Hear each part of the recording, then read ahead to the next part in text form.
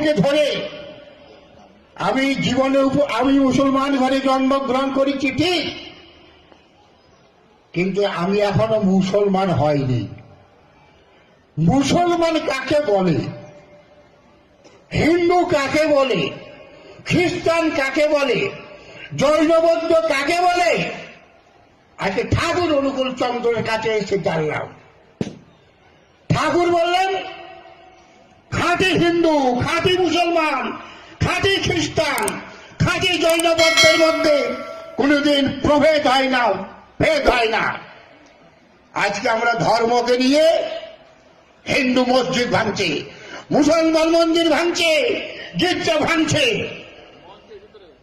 ঠাকুর অনুকূল চন্দ্র বললেন একজন সত্যিকারের যদি খাঁটি হিন্দু হয়, একজন সত্যিকারের খাঁটি মুসলমান হয়, তাদের সঙ্গে কোনোদিন গন্ডগোল হবে না।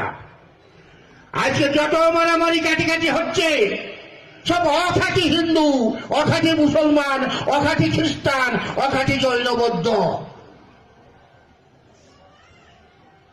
তাই আজকে এই যুগে যুগে যখনই কোন মহাপুরুষ আসেন, যেখানেই আসেন, এই মানুষকে ভালো করার জন্যই তার এই আগমন।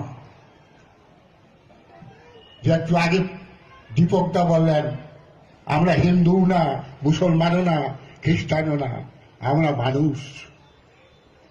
তাই এই সৎসঙ্গের মিশন হল ম্যান মেকিং ইনস্টিটিউশন, মানুষ তৈরির কারখানা। এই মানুষকে ভালো করার জন্যেই ভগবান কত অত্যাচার সহ্য করেছে। ভগবান শ্রীকৃষ্ণ অত্যাচার সহ্য করেছে, রামচন্দ্র অত্যাচার সহ্য করেছে, যীশু খ্রিস্টের ফাঁসি হয়ে গেল, ক্রুশবিদ্ধ করল, হযরত মুহাম্মদের দাঁত ভেঙে দিল ঢিল মেরে, চৈতন্যদেবকে চাবুক মারা হয়েছিল। ঠাকুর রামকৃষ্ণকে বলছে একটা পাগল। ঠাকুর রামকৃষ্ণ বলছেন হ্যাঁ আমি একটা পাগল, তবে দুনিয়ায় আমি দেখছি সবাই পাগল।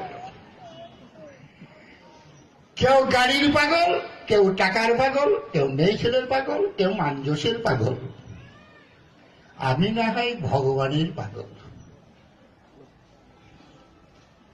তাই এই পাগল হওয়া ভালো, ভগবানের পাগল হওয়া।